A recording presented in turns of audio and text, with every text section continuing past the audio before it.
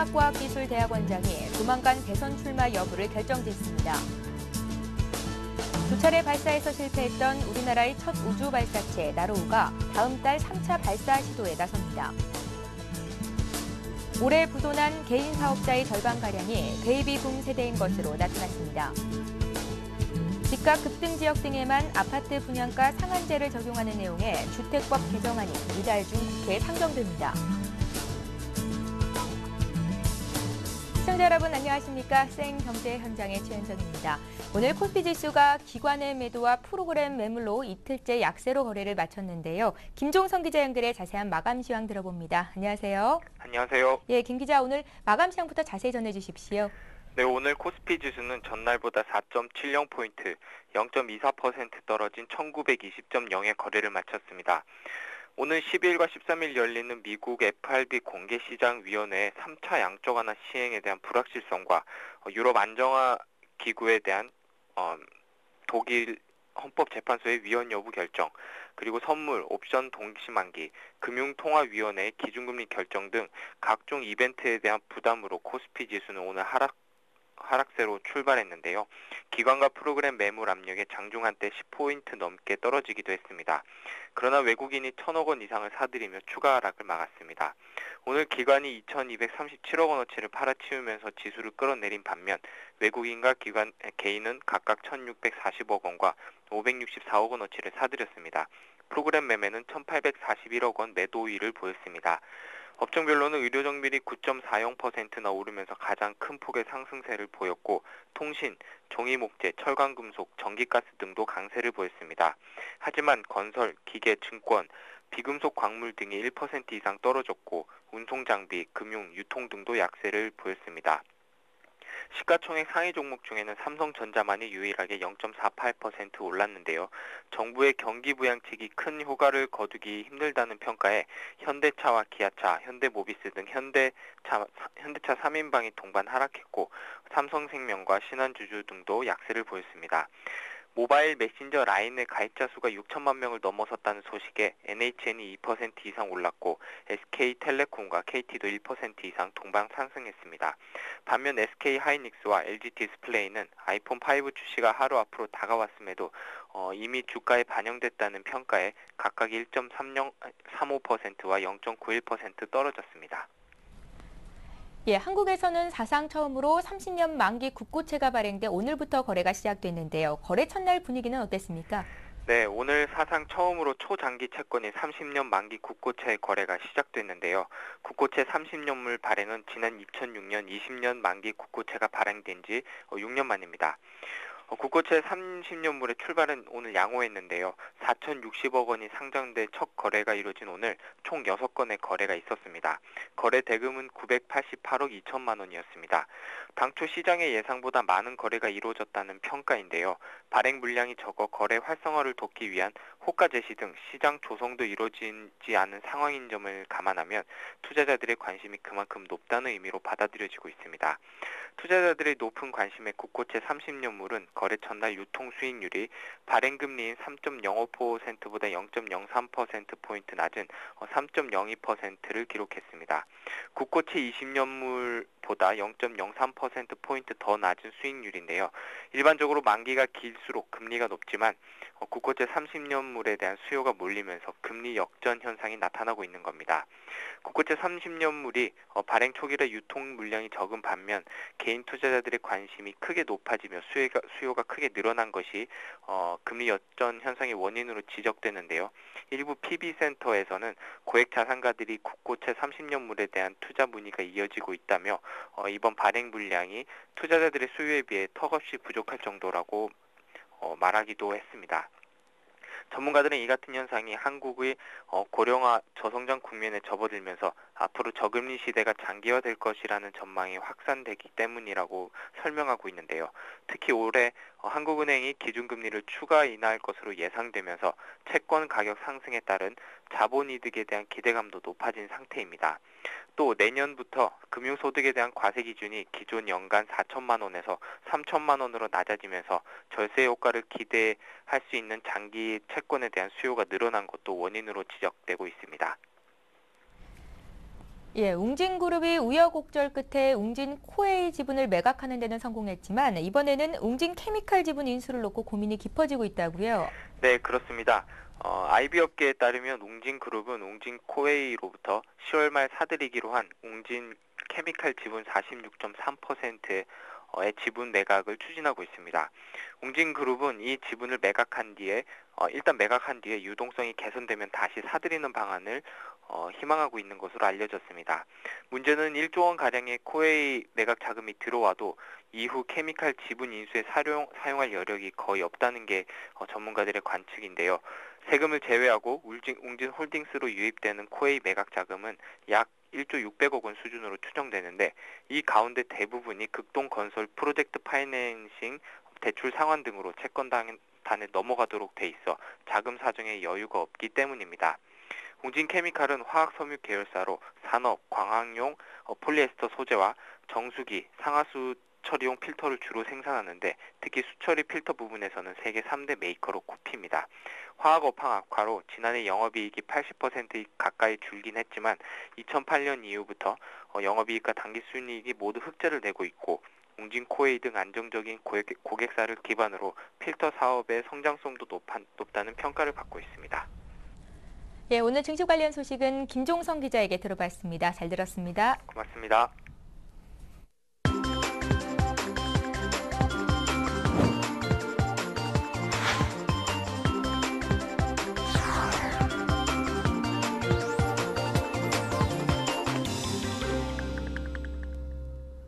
오늘의 주요 뉴스를 전해드립니다. 안철수 서울대 융합과학기술대학원장이 조만간 대선 출마 여부를 결정짓습니다. 안 원장 측 유민영 대변인은 오늘 안 원장이 민주통합당의 대선 후보 선출이 끝나는 대로 며칠 내 대선 출마에 대해 국민께 입장을 밝히는 시간을 갖겠다고 전했습니다. 유 대변인은 안 원장은 지난 7월 안철수의 생각 출간 이후 폭넓게 국민의 의견을 들었다며 다양한 분야, 계층, 세대, 지역의 국민을 만나 좋은 의견을 많이 나누었고 이제 국민과 약속한 대로 국민께 보고하는 시간을 갖고자 한다고 말했습니다. 민주당 경선은 16일 끝나며 현재 1위를 달리고 있는 문재인 후보가 과반을 득표하지 못해 결선 투표를 치르게 되면 25일 끝나게 됩니다. 이에 따라 늦어도 추석 전에는 안 원장이 대선 출마 입장을 확정지을 것으로 전망됩니다. 두 차례 발사에서 실패했던 우리나라의 첫 우주 발사체 나로우가 다음 달 3차 발사 시도에 나섭니다. 교육과학기술부는 나로우 발사 관리위원회를 열어 다음 달 26일에서 31일 사이 3차 발사를 하기로 결정했습니다. 최종 발사일은 기상 상황 등을 고려 발사 예정일에 임박해 확정됩니다. 현재 나로우 발사체는 1단 성능 점검과 2단 조립 및 성능 점검을 거치고 있으며 이 작업이 마무리되면 전체 조립이 시작됩니다. 나로우는 앞서 지난 2009년 8월과 2010년 6월 두 차례 발사됐으나 모두 궤도에 진입하지 못하고 실패했습니다. 1차 때는 위성 보호 덮개 부분인 페어링이 분리되지 않았고 2차 때는 1, 2단 연결부의 부분 파손 등으로 궤도 진입에 실패했습니다. 이번에 발사되는 나로우는 100kg급 인공위성을 지구 저궤도에 지침시킬 수 있는 2단형 발사체입니다. 우리나라는 2021년 우리 위성을 국내 발사장에서 우리 발사체로 발사하는 것을 국가 우주 개발 목표로 하고 있습니다. 올해 부도난 개인 사업자의 절반가량이 베이비붐 세대인 것으로 나타났습니다. 연합뉴스가 올 들어 지난 8월 말까지 금융결제원의 당좌 거래 정지 내역을 분석한 결과 전체 부도난 개인 사업자 237명 중 43.9%인 104명이 베이비붐 세대인 것으로 조사됐습니다. 베이비붐 세대는 한국전쟁이 끝난 직후인 1955년부터 1963년 사이에 태어난 인구 집단으로 전체 자영업자에서 차지하는 비중은 30%지만 부도난 업체 중에는 40%를 차지했습니다. 베이비부머 자영업자의 부도가 유독 많은 것은 진입장벽과 부가가치가 낮은 도소매업, 음식 숙박업 등의 창업이 집중된 탓으로 해석됩니다.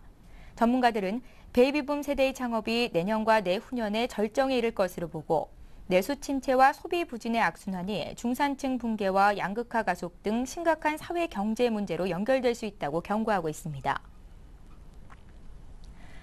집값 급등 지역 등에만 아파트 분양가 상한제를 적용하는 내용의 주택법 개정안이 이달 중 국회에 상정됩니다. 국토양부는 분양가 상한제를 시장 상황에 따라 탄력적으로 운영할 수 있도록 하는 내용의 주택법 개정안이 오늘 국무회의를 통과해 이달 중에 국회에 제출된다고 밝혔습니다. 국토부는 당초 의원 입법을 통해 분양가 상한제 폐지를 추진해왔지만 국회 문턱에서 번번이 좌절되자 지난 50대책을 통해 정부 입법으로 선회했고 내용도 전면 폐지해서 탄력적 운영으로 변경됐습니다. 이에 따라 국토부 장관이 주택정책심의위원회 심의를 거쳐 분양가 상한제 적용 주택으로 지정한 경우에 한해서만 상한제가 적용됩니다. 국토부 관계자는 현재 시장이 꽁꽁 얼어붙어 있는 상태여서 당분간 분양가 상한제 대상 지역으로 선정되는 곳은 거의 없을 것으로 예상했습니다. 한편 새누리당은 주택법 개정에 최대한 협조한다는 방침이지만 민주통합당 등 야당은 반대 입장이 여전한 것으로 알려져 국회 통과 여부와 시행 시기는 유동적입니다. 폭염과 장마, 유럽발 경기 침체 등으로 서울 지역 아파트 값이 1년 반째 하락세를 이어갔습니다. 부동산 114에 따르면 지난 8월 서울의 아파트 매매 가격은 7월보다 0.46% 떨어져 지난해 3월 이후 18개월 연속 마이너스 변동률을 기록했습니다. 신도시와 수도권은 각각 0.14% 하락해 서울보다는 내림폭이 적었습니다. 구별로는 강동구가 1.67% 급락해 내림세를 주도했고 강남구 0.93%, 송파구 0.89% 등이 뒤를 이었습니다. 이 밖에 마포구와 금천구, 서초구 등 서울 시내 25개 구가 일제히 하락세를 기록했습니다.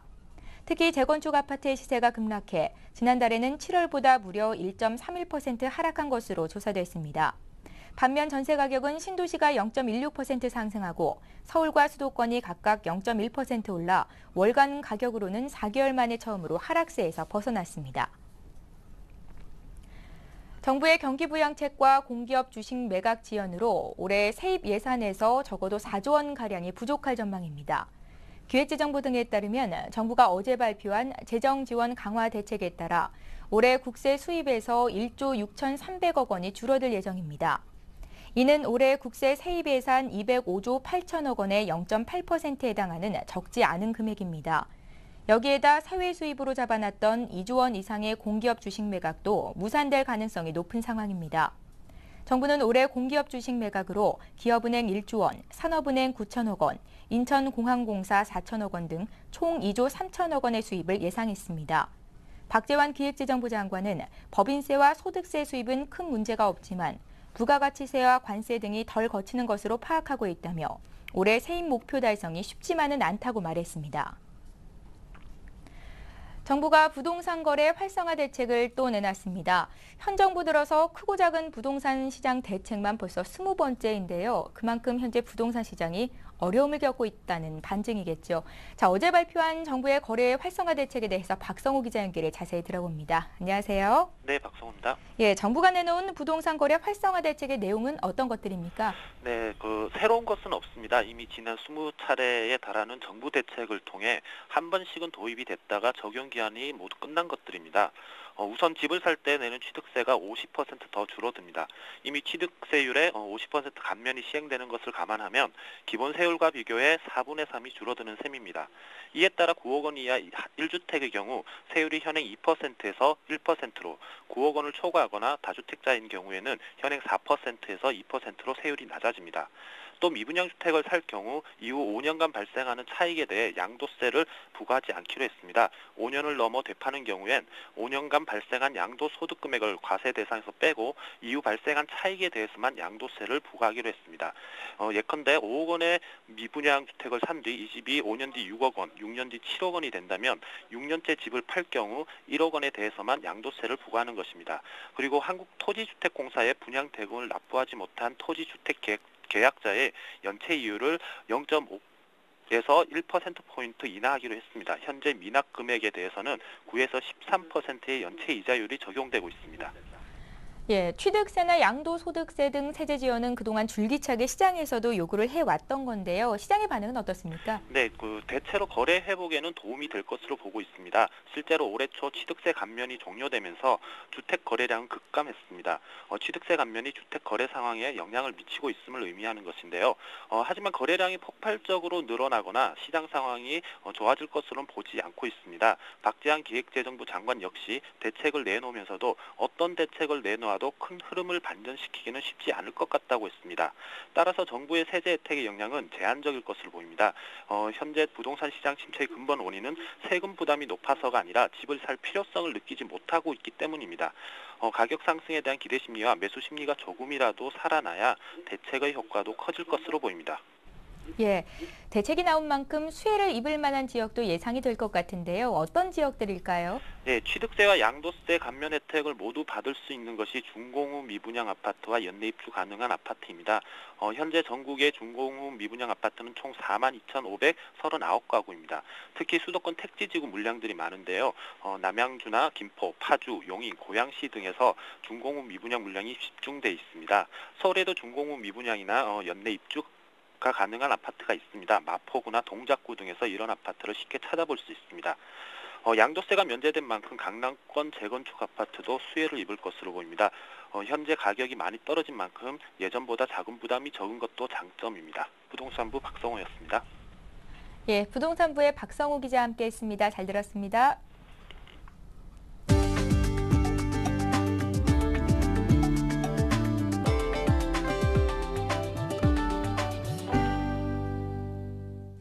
현대 기아차가 정부의 내수 부양 정책에 동참하기 위해 특별 할인 판매를 실시합니다. 현대 기아차는 오늘부터 연말까지 출고될 차량을 구입하는 고객에게 차종별로 10만 원에서 150만 원까지 할인 혜택을 준다고 밝혔습니다. 이는 출고 후 5년 이상 지난 노후 차량 보조금 지원과 특별 판촉 프로그램에 따른 것입니다.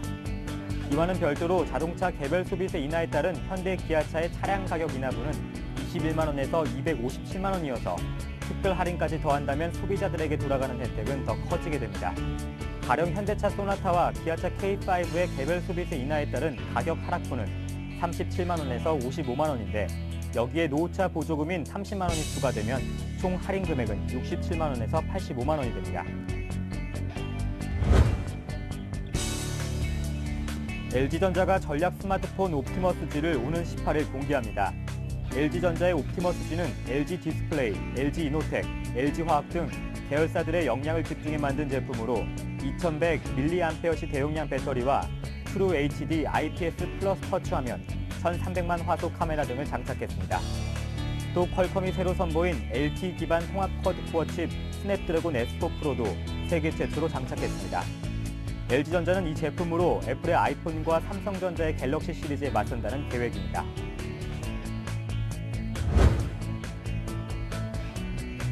한국야쿠르트는 이 회사의 대표 상품인 야쿠르트가 출시 40여년 만에 누적 판매량 450억 병을 돌파했다고 밝혔습니다. 이는 국내 식음료 단일 브랜드 사상 최초의 기록입니다. 야쿠르트는 1971년 출시 이후 하루 평균 11,457병을 판매한 셈이며 시간이 흐를수록 매출이 올라 최근에는 하루에 250만 병씩 판매하고 있습니다. 발매 당시 가격은 병당 25원에서 1995년 100원, 2008년 150원으로 오른 이후 현재까지 이 가격을 유지하고 있습니다. 올해는 불황의 여파에도 지난해 대비 15%의 매출 성장세를 보이고 있다고 야쿠르트는 전했습니다. 한편 한국야쿠르트 중앙연구소는 야쿠르트의 뒤를 잇는 새 발효율을 개발하기 위해 연구력을 집중하고 있습니다. 현대모비스가 미국 완성차 메이커인 GM에 자동차 핵심 부품을 공급하기로 계약을 체결했습니다. 현대모비스가 공급하기로 한 통합형 스위치 모듈은 자동차 내 다양한 멀티미디어 제품을 제어하는 장치로 고부가가치 핵심 상품입니다. 공급 계약 규모는 1억 6천만 달러로 우리 돈으로 1,800억 원에 해당하는 금액입니다. 현대모비스는 지난 2008년 처음으로 GM과 해당 부품에 대한 수주 계약 체결에 성공했으며 이번이 네 번째 재구매 계약입니다. 현대모비스 관계자는 기술력을 바탕으로 수출 전략 제품을 확대하고 신규 해외 시장을 적극적으로 공략할 방침이라고 밝혔습니다. 최근 현대모비스는 유럽의 대표적인 완성차 메이커인 르노 측의 요청으로 프랑스 현지에서 기술 전시회를 개최했으며 해외 수주 활동을 강화하고 있습니다. 활발한 해외 영업 활동을 통해 현대모비스는 오는 2020년까지 전체 매출의 20%를 해외 완성차 업체로 수출한다는 전략입니다. 오늘 생 경제 현장은 여기까지입니다. 저희는 내일 이 시간에 다시 찾아뵙겠습니다. 고맙습니다.